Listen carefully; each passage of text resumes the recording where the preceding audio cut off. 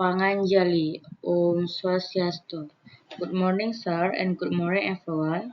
Today, our meeting will present about lipid metabolism, fatty acid degradation, and synthesis. Okay, before that, let me introduce myself. My name is Rizka Rulanda with vaccine 2413031016. Okay, the next material is case study. A 48 years old man experience obesity, high cholesterol levels, fatigue during activity, fat accumulation in the liver, fatty liver. Laboratory results show one increased triglycerol and LDL levels to decrease fatty acid oxidation and three optimal lipid metabolism and gym activity. The doctor suspects a disorder in lipid metabolism, particularly in the breakdown and synthesis of fatty acid and cholesterol metabolism.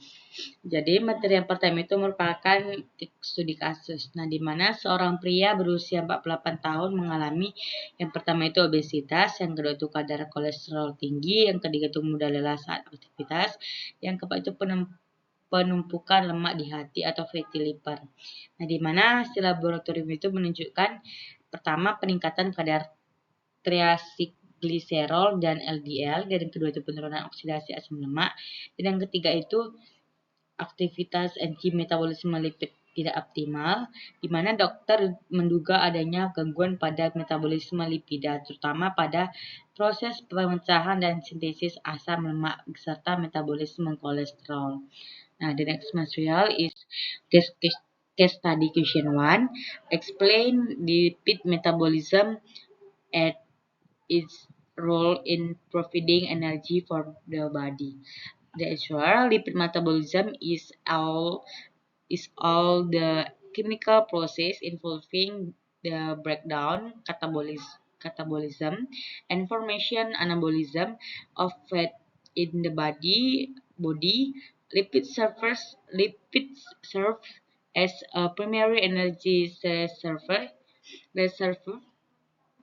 where fatty acids are oxidized to products ATP, which is used in cellular activity. In addition, lipids also function as components of cell membranes and hormone reservoirs.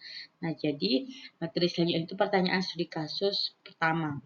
Nah, di mana konsep metabolisme lipida itu yang pertama itu konsep metabolisme lipida. Nah, di mana jelaskan pengertian metabolisme lipida dan perannya dalam penyediaan energi bagi tubuh.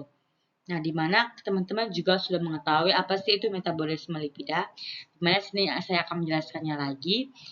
Metabolisme lipida itu adalah seluruh proses kimia yang melibatkan pemecahan katabolisme dan pembentukan anabolisme lemak di dalam tubuh. Nah, di mana lipida itu berperan sebagai sumber energi utama cadangan, di mana asam lemak dioksidasi untuk menghasilkan ATP yang digunakan dalam aktivitas sel. Selain itu, lipida juga berfungsi sebagai penyusun membran sel dan prekursor hormon. Okay, the next material is question 2. Explain the main states of fatty acid deoxidation in cells, including the location of the process. Nah, jadi yang pertanyaan selanjutnya itu jelaskan tahapan utama oksidasi dalam asam lemak di dalam sel, termasuk lokasi proses tersebut. Nah, di mana oksidasi itu adalah proses pemecahan asam lemak menjadi asetil CoA di dalam mitokondria. Nah, tahap utama itu meliputi yang pertama itu aktivasi asam lemak di sitoplasma menjadi asil CoA, dan yang kedua itu transfer ke mitokondria melalui sistem carnitine, dan yang ketiga itu proses oksidasinya itu di matriks mitokondria akan terdiri dari yang pertama itu oksidasi menghasilkan FADH2, yang kedua itu hidrasi, dan yang ketiga itu oksidasi menghasilkan NADH, dan pemutusan itu menghasilkan asetil CoA. Nah, di mana asetil CoA itu kemudian masuk ke siklus Krebs untuk menghasilkan energi. Okay, the next material is based on the case why can decreased fatty acid oxidation lead to fat accumulation in the body. Nah, jadi the next material itu adalah question ketiga. Nah, di mana berdasarkan kasus mengapa penurunan oksidasi asam lemak dapat menyebabkan penumpukan lemak dalam tubuh. Nah, di mana kita sudah mengetahui penurunan oksidasi asam lemak itu akan menyebabkan asam lemak tidak dapat dipecah menjadi energi ATP. Dan akibatnya itu asam lemak akan menumpuk dalam bentuk triacylglycerol di jaringan, terutama di hati atau fatty liver dan jaringan adiposa. Hal ini juga menyebabkan peningkatan kadar lemak dalam darah atau trigliserida itu dan NADL. Nah, the next material is question 4. Describe the process of fatty acid synthesis including 1. Location within the cell, 2. Main raw materials, 3. key enzymes. Oke, pertanyaan yang keempat itu jelaskan proses sintesis asam lemak termasuk lokasi dalam sel, bahan baku utama, dan enzim penting. Nah, di mana lokasi? Itu sitoplasma sel itu terutama di hati dan jaringan adiposa. Nah, bahan baku utama itu asetil CoA, NADPH, dan ATP. Kalau enzim penting itu asetil CoA karboksilase atau membentuk malonyl CoA. Dan selanjutnya itu asam lemak sintase. Itu proses ini mengubah asetil CoA menjadi asam lemak. Biasanya itu palmitat, dia melalui penambahan unit 2 karbon secara bertahap. The next material is question 5. Compare the process of oxidation and fatty acid synthesis in terms of 1. Location, function, and energy requirement. Oke, bioksidasi dan sintesis itu merupakan asam lemak yang memiliki perbedaan yang jelas, di mana bioksidasi itu berlangsung di dalam mitokondria dengan fungsi utama memecah asam lemak untuk menghasilkan energi berupa ATP, sedangkan sintesis asam lemak itu terjadi di sitoplasma dengan fungsi membentuk asam lemak sebagai cadangan energi serta memerlukan energi dalam bentuk ATP dan NADPH. Okay, the next answer is question 6. Calculate the amount of ATP product from the complete oxidation of 1 mole of palmitic acid. Nah, di mana di situ hitung jumlah ATP yang dihasilkan dari oksidasi lengkap 1 mol asam lemak palmitat. Nah, di mana rumusnya itu C16H3H2O2 itu salah perbaikannya penulisannya. Nah, di mana situ 8 asetil CoA. Nah, jadi 1 palmitat 8 asetil CoA. Nah, jadi siklus Krebs itu 8 kali 10 ATP jadi 80 ATP dan di oksidasi itu 7 FADH2 itu 10,5 ATP dan 7 NADH itu 17,5 ATP dan totalnya itu 108 ATP. Nah, dikurangi aktivasi 2 ATP. Nah, di mana akhirnya itu 106 ATP. Okay, the next material is question 7. Explain how triacylglycerols are synthesized, broken down, lipolysis, and their role in energy storage.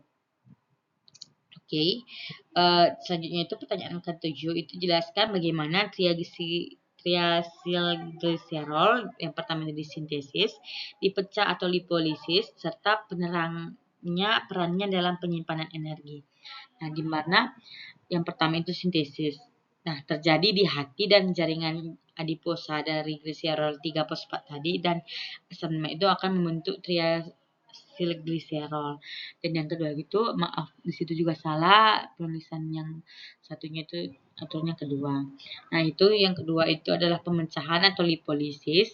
Nah, di mana triacylglycerol itu tadi dipecah menjadi gliserol dan asam lemak oleh enzim lipase.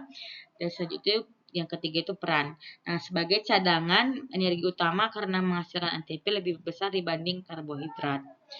Okay. The next material is question 8. Explain the process of cholesterol synthesis and its role in the body. Jadi, cholesterol is synthesis in the liver from acetyl-CoA via the mevalonate pathway with the K enzyme HMG-CoA reductase routes of cholesterol, one cell membrane constituent to steroid hormone precursor, 3 bile acid precursor, and 4 vitamin D synthesis. Nah, jadi selanjutnya itu pertanyaan ke-8. Jelaskan proses sintesis kolesterol dan peran kolesterol dalam tubuh. Nah, jadi kita sudah mengetahui kolesterol itu disintesis di hati dari asetil-CoA itu melalui jalur mevalonat dengan enzim kunci HMG dan CoA reduktase. Nah, di mana peran kolesterol itu pertama penyusun membran sel, kedua prekursor hormon steroid, dan yang ketiga itu pembentuk asam empedu, dan yang keempat itu sintesis vitamin D. Okay, the next method is analyze is question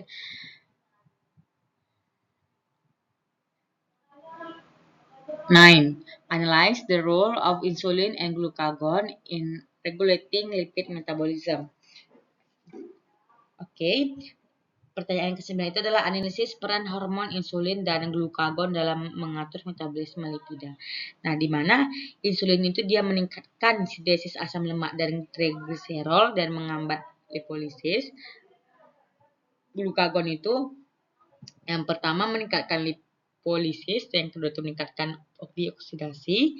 Nah, di mana keduanya itu bekerja antagonis untuk menjaga keseimbangan energi. The next material is question 10. Based on the case, explain the relationship between fatty acid metabolism, triglycerol metabolism, cholesterol metabolism in conditions of obesity and metabolic disorders. Nah, selanjutnya itu materi yang ke-10. Integrasi metabolisme lipida. Nah, berdasarkan kasus yang tadi sudah dijelaskan, jelaskan hubungan antara metabolisme asam lemak, metabolisme triacylglycerol, dan metabolisme kolesterol. Nah, dalam kondisi ini kondisi obesitas dan gangguan metabolisme. Jadi, pada kondisi obesitas dan gangguan metabolisme, penurunan bioksidasi itu asam lemak tidak terbakar lalu menumpuk. Nah, kalau dia kelebihan menumpuk, kemudian kelebihan asam lemak, kemudian disintesis menjadi triacylglycerol, baru fatty liver. Nah, selanjutnya itu peningkatan sintesis kolesterol itu menjadi kadar LDL tinggi. Nah, di mana ketiga proses ini saling berkaitan, di mana gangguan satu jalur akan memengaruhi jalur lainnya, sehingga akan menyebabkan penumpukan lemak atau peningkatan kolesterol dan penurunan energi atau juga mudah lelah. Okay, thank you. Okay, that's all from our presentation and thank you. Saya akhiri dengan para Mas Santi, Om Santi, Om. Thank you.